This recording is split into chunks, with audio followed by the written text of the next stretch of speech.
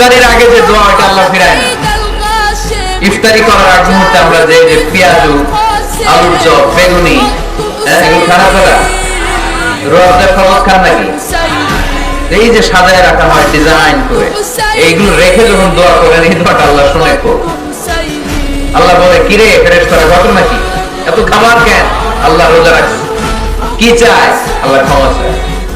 তো খায় না যে তৃষ্ণায় তো আল্লাহ আপনার ভয় আমার দেখছে না, আল্লাহ আপনারা দেখেন জান্নাত দেখেন, আমার জাহান্নাম দেখে তারা কিন্তু জানে, তারপর ফেরেশতাদের মুখ থেকে বের করা হবে। সুবহানাল্লাহ।